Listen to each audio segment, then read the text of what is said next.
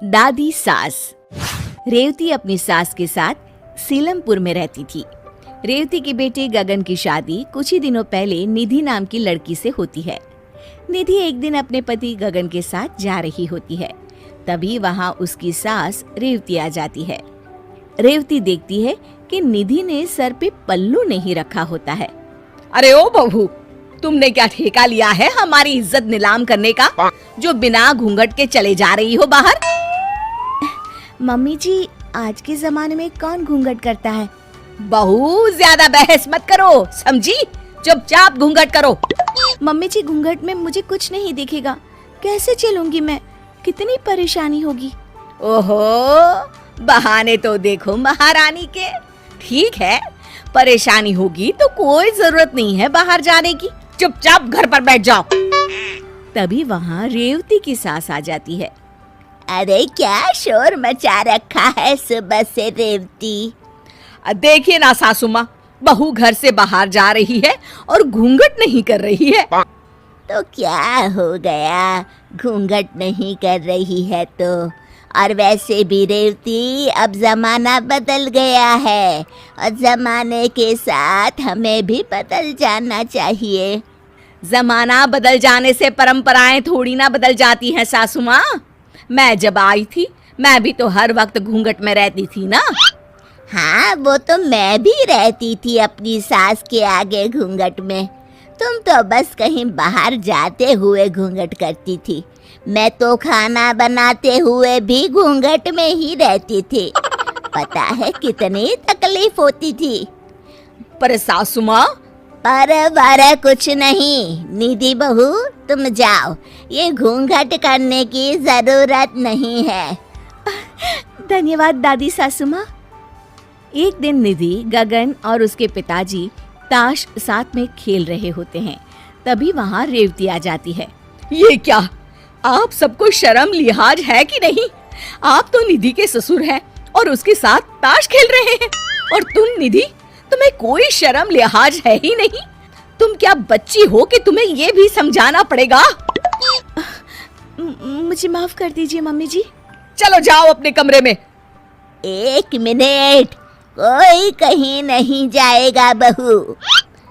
पर सासू माँ, ये कोई अच्छी बात तो नहीं है ना?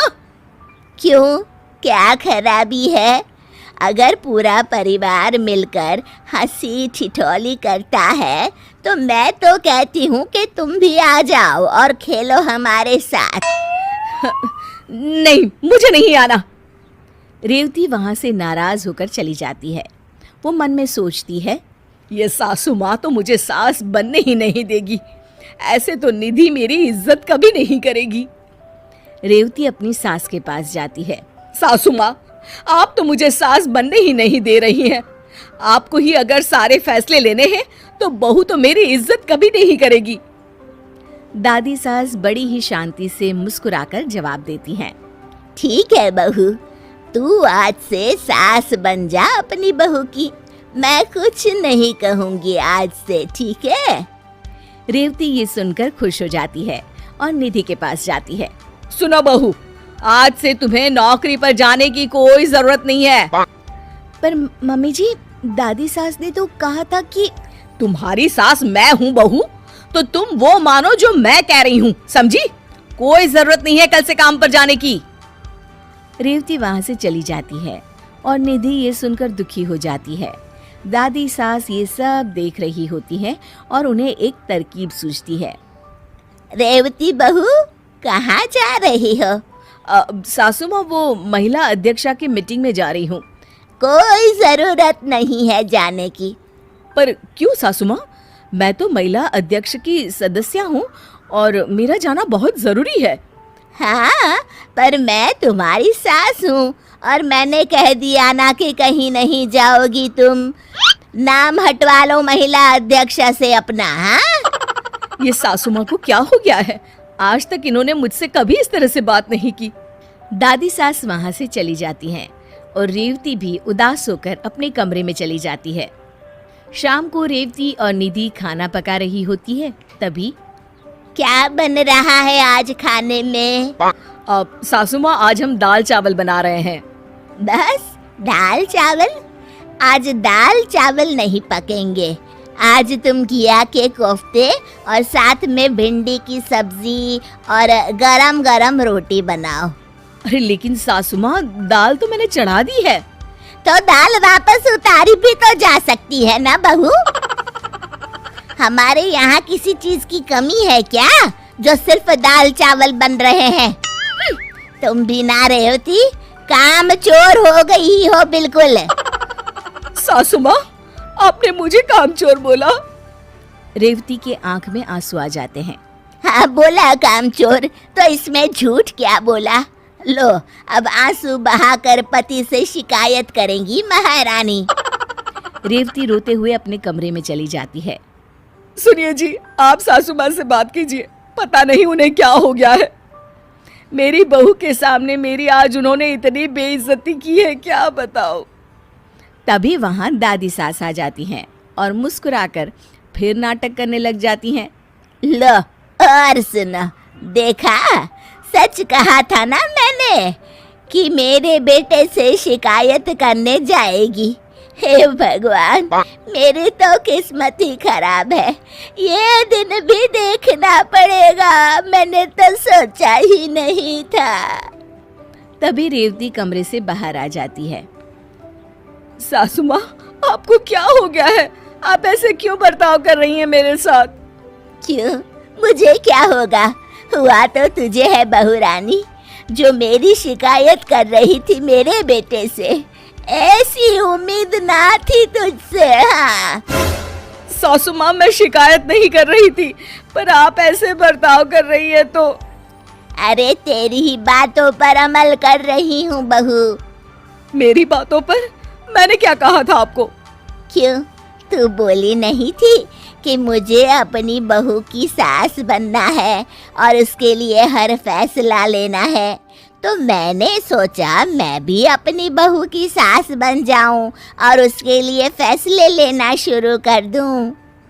रेवती को अपनी बात याद आती है और उसे अपनी गलती का एहसास होता है। अपनी आज़ादी सबको प्यारी होती है बहू।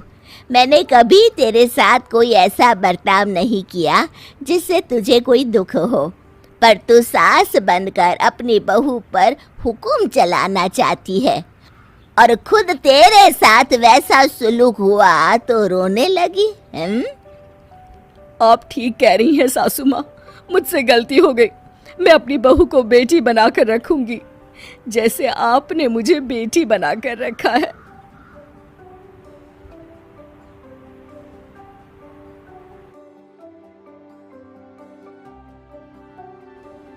नैना अपने पति सुजीत और सास ससुर के साथ चंदन नगर में रहती थी। उसे फोन चलाने का बहुत शौक था। एक दिन उसके पास एक वीडियो आता है जो उसकी सहेली नेहा ने फॉरवर्ड किया होता है।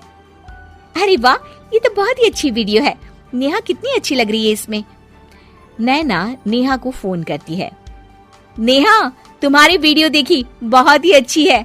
कैसे बनाई तुमने ये वीडियो? अरे कुछ नहीं नैना, बस एक टिकटॉक नाम का ऐप है, उसे डाउनलोड कर लो और उस पर अपना अकाउंट बना लो और वीडियो बना लो। बहुत ही आसान है। अच्छा, मैं भी बना सकती हूँ क्या टिकटॉक पर वीडियो? अरे तू क्या, तेरी सास भी बना सकती है। नैना भी टिकटॉक पर अपना अकाउंट बनाती है और अपनी पहली वीडियो बनाकर डालती है। चलो, ये हो गया मेरा पहला वीडियो। अब मैं इसको पोस्ट कर देती हूँ। तभी उसकी सास वहां आ जाती है। अरे बहू, तू सुबह से फोन में लगी है, कभी रसोई की तरफ भी देखा कर। सुबह से सारा काम मैं ही कर रही हूँ, कब से तुझे आवाज दे रही हूँ, पर तेरे कान में तो जू तक नहीं रेंगती।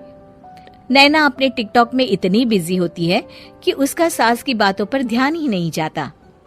अरे बहू, बहरी हो गई है क्या? मैं तुझसे बात कर रही हूँ, मेरे साथ काम में थोड़ा हाथ बटाया कर।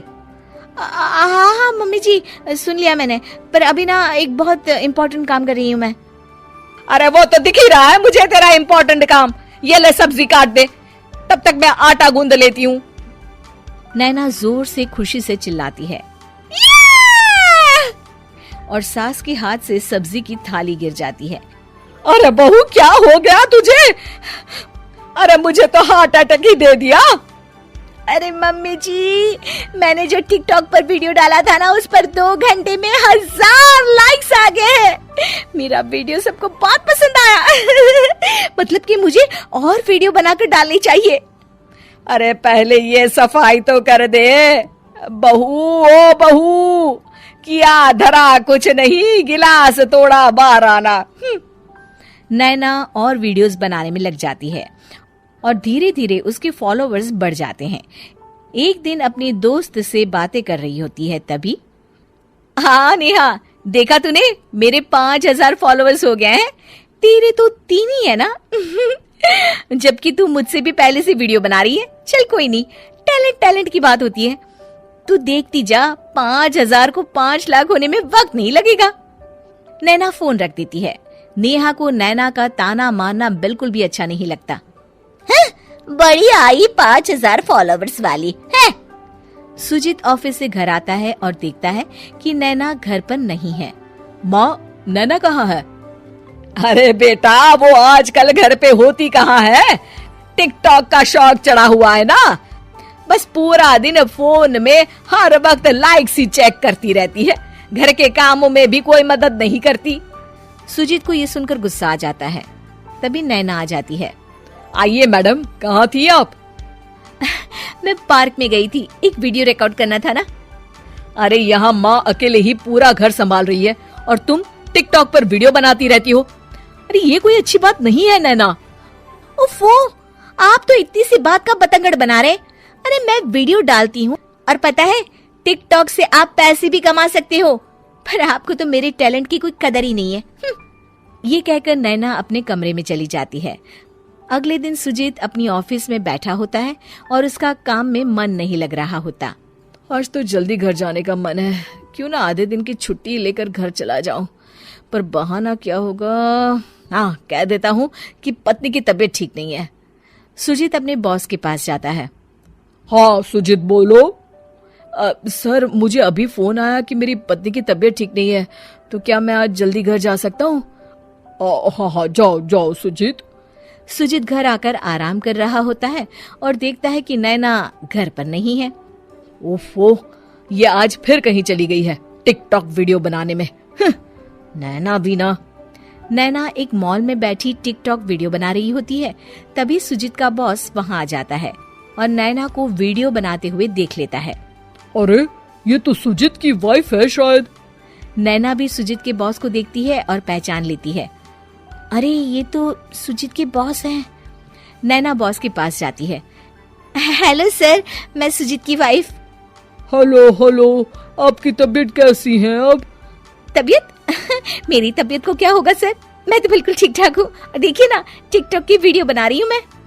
ओह, तो इसका मतलब सुजीत ने मुझसे झूठ बोला। क्या हुआ सर? कुछ नहीं, आपसे मिलकर बहुत अच्छा लगा। नमस्ते।